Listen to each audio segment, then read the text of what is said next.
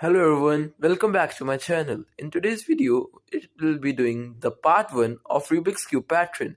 So today we'll be doing the cube in a cube in a cube pattern. This pattern can be achieved by following the algorithm displayed on the screen. You can also see the steps as I'll perform in the video. To know more about the algorithms, check the link in the pinned comment. So here we start.